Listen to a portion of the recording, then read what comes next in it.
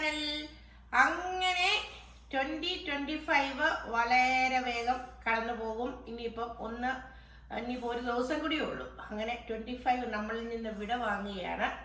അങ്ങനെ 2026 ഇങ്ങനെ നമ്മളെ കാത്തിരിക്കുന്നു. ഉടനെ തന്നെ ആഗതമാകുന്നതാണ്. എത്ര പെട്ടെന്നാണല്ലേ 25 കടന്നു പോയത്. അപ്പോൾ 2025 എല്ലാവർക്കും ഒത്തിരി നന്മകളൊക്കെ കിട്ടി.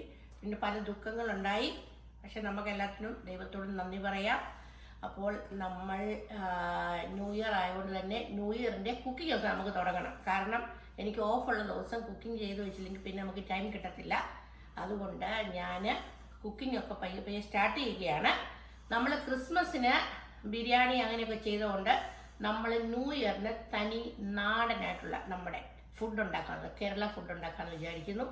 അങ്ങനെ നമ്മൾ ചോറും കോട്ടയം സ്റ്റൈൽ ബീഫ് ഉലർത്തിയതും പിന്നെ ബീൻസ് തോരൻ, ക്യാബേജ് തോരൻ, അങ്ങനെ കുറച്ച് കറികളൊക്കെ ഉണ്ടാക്കാമെന്ന് വിചാരിക്കുന്നു. എൻ്റെ പനിയൊക്കെ കുറഞ്ഞു വരുന്നേ ഉള്ളൂ. അപ്പം മമ്മിക്ക് പനി പിടിച്ചു സ്റ്റാർട്ട് ചെയ്ത് പനിയായി. ഇപ്പം മെഡിസിനൊക്കെ എടുത്തുകൊണ്ടിരിക്കുന്നു. അപ്പോൾ ഞങ്ങൾ ഓരോരുത്തർക്ക് ബാക്ക് ടു ബാക്ക് ഇങ്ങനെ വന്നുകൊണ്ടിരിക്കുകയാണ്. പനി ഓരോരുത്തർക്ക് വന്നുകൊണ്ടിരിക്കുകയാണ്. അപ്പോൾ നമുക്ക് പയ്യെ കുക്കിംഗ് ചെയ്യാം. നമുക്ക് ഒറ്റയടിക്ക് ചെയ്യാൻ പറ്റത്തില്ല. അപ്പോൾ നമുക്ക് പയ്യെ ചെയ്യാൻ പറ്റത്തുള്ളൂ. അപ്പോൾ ഞാൻ ഇപ്പം ആദ്യമായിട്ട് നമുക്ക് ബീഫ് ഉണ്ടാക്കാനായിട്ട് തുടങ്ങും. ഇനി നമ്മുടെ ന്യൂ ഇയർ കുക്കിംഗ് തുടങ്ങിയാണ്. ഇവിടെ ബീഫാണ് നമ്മൾ ആദ്യം ഉണ്ടാക്കാൻ പോകുന്നത്. എൻ്റെ ബീഫെല്ലാം കട്ട് ചെയ്ത് കഴുകി റെഡിയാക്കി എൻ്റെ ഹസ്ബൻഡ് വെച്ചിട്ടുണ്ട്. അപ്പോൾ എനിക്കിന്ന് ഓഫാണ്. അപ്പോൾ ഇന്ന് നമ്മളിവിടെ കുക്കിംഗ് സ്റ്റാർട്ട് ചെയ്യുകയാണ്. ബീഫിനകത്തുള്ള കോക്കനട്ട് ഞാൻ ആദ്യമായിട്ട് ഫ്രൈ ചെയ്ത് മാറ്റുകയാണ്. അങ്ങനെ കോക്കനട്ടൊക്കെ ഞാൻ ഫ്രൈ ചെയ്ത് ആദ്യം തന്നെ മാറ്റി. ഇപ്പോൾ ഞാനിവിടെ ഒനിയൻ വഴറ്റാൻ പോവുകയാണ്. ഒനിയൻ ഒന്ന് വാടി കഴിയുമ്പോഴത്തേന് ഞാനിപ്പം നമ്മുടെ ജിഞ്ചർ ഗാർലിക്കെല്ലാം ഞാൻ നന്നായിട്ട് കട്ട് ചെയ്തിട്ട് ഞാനത് ചതച്ചെടുക്കുമ്പോഴല്ലേ അതിൻ്റെ അതൊക്കെ ഒന്ന് ഇറങ്ങുന്നത്. അപ്പോൾ നമ്മൾ കട്ട് ചെയ്തിരുന്നൊക്കെ നല്ലൊന്ന് ചതച്ചിടുമ്പോഴാണ് അതിൻ്റെ ഫ്ലേവറൊക്കെ ഒന്ന് ഇറങ്ങുന്നത്. അപ്പം ഞാൻ അത് ചതച്ച് വെച്ചിട്ടുണ്ട്. അപ്പോൾ അതുകൂടി എടുക്കൊണ്ട് വരാം. ഞാൻ കിച്ചണിലല്ല കുക്ക് ചെയ്യുന്നത്, നമ്മൾ പുറത്താണ് കുക്ക് ചെയ്യുന്നത്. പുറത്തെന്ന് പറഞ്ഞാൽ ഇപ്പം ഞാൻ സ്റ്റൗവിനെ ഇവിടെ ഗരാജിലോട്ട് കൊണ്ടുവന്നിരിക്കുകയാണ്. അപ്പോൾ അതിൻ്റെ തണുപ്പല്ലേ ഇവിടെ. അപ്പോൾ ഗരാജ് വെച്ചാണ് കുക്ക് ചെയ്യുന്നത്. അല്ല നമ്മുടെ കിച്ചണെല്ലാം അഴുക്കായി പോകും കിച്ചണിൽ. കാരണം നമ്മളവിടെ വൈറ്റ് പെയിൻ്റ് ഒക്കെ അടിച്ചുകൊണ്ട് ഞാൻ മാക്സിമം അവിടെ കുക്കിംഗ് കുറച്ചിരിക്കുകയാണ്. കുക്കിംഗ് ചെയ്യും, പക്ഷേ ഈ ചെറിയ തോരൻ, മെഴുക്കുവരട്ടി അങ്ങനത്തെയൊക്കെ ഉണ്ടാക്കും. പക്ഷേ വലിയ കുക്കിംഗ് ചിക്കൻ ബീഫിനെയൊക്കെ നമ്മൾ ഗരാജിലോട്ട് മാറ്റിയിരിക്കുകയാണ് ഇപ്പോൾ. അത് കഴിഞ്ഞ് നമ്മൾ തുടങ്ങുമ്പോൾ നമ്മൾ പുറത്തോട്ട് തന്നെ പോകുന്നതാണ്.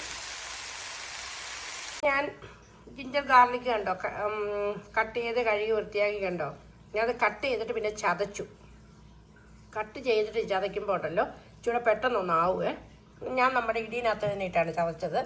നമുക്കിവിടെ ഒരു ചതയ്ക്കുന്നൊരു മെഷീനുണ്ട്. പക്ഷേ ഞാനിപ്പോൾ ഇതിനകത്തിട്ടാണ് ചതച്ചത്. ഇടിയിനകത്തിട്ട് ചതച്ചെടുത്തു. അപ്പോൾ എല്ലാം കൂടെ നമുക്ക് നമ്മുടെ ഒനിയനകത്തേക്ക് ആഡ് ചെയ്യാം. ഇങ്ങനെ ചെയ്യുമ്പോൾ നല്ലതായിട്ട് ഫ്ലേവർ ഇറങ്ങുമേ. ഇതെല്ലാം കഴിയുമ്പോൾ ഞാൻ ജിഞ്ചർ ഗാർലിക്ക് പേസ്റ്റും ആഡ് ചെയ്യുന്നുണ്ട്. പിന്നെ ഞാനിവിടെ അപ്പത്തിനുള്ള അരി അരിക്കുന്നുണ്ട്. ഒരു ട്രിപ്പ് ഇവിടെ അരച്ചെടുത്ത് റെഡിയായിരിപ്പുണ്ട്. ഇനി ഒരു ട്രിപ്പ് കൂടി അരയ്ക്കാനുള്ളതുണ്ട്. അപ്പോൾ ഗൈസ്, നമ്മുടെ ഒനിയനും ജിഞ്ചർ ഗാർലിക്കെല്ലാം നന്നായിട്ട് വഴന്നു വന്നപ്പോൾ അതിലേക്ക് ഞാൻ നമ്മുടെ പൊടികളെല്ലാം ആഡ് ചെയ്തേ. എരിവുള്ള മുളക് പൊടി, കാശ്മീരി മുളക് പൊടി, പിന്നെ meat masala, ginger garlic paste, മല്ലിപ്പൊടി, മഞ്ഞൾ പൊടി എല്ലാം ആഡ് ചെയ്തിട്ടുണ്ട്. എല്ലാ പൊടികളും തന്നെ നമ്മൾ സാധാരണ ബീഫ് കറിക്കകത്ത് ആഡ് ചെയ്യുന്ന എല്ലാ പൊടികളും ആഡ് ചെയ്ത് നന്നായിട്ട് മിക്സ് ചെയ്ത് ബീഫും ആഡ് ചെയ്ത്. അപ്പോഴത്തേക്ക് നമ്മുടെ ബീഫ് ഇവിടെ തിളയ്ക്കാൻ തുടങ്ങിയിട്ടുണ്ട്. അപ്പോൾ ഉടനെ ഇത് റെഡി ആകുന്നതാണ്. തേങ്ങാക്കൊത്ത് വറുത്ത് വെച്ചിരുന്ന എല്ലാം ഞാൻ ആഡ് ചെയ്ത് കേട്ടോ. അപ്പോൾ എല്ലാം കൂടെ റെഡി ആയിക്കൊണ്ടിരിക്കുന്നു.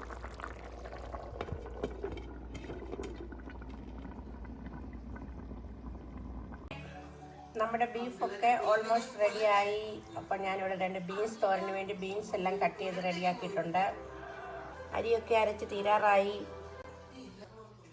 നമ്മളിങ്ങനത്തെ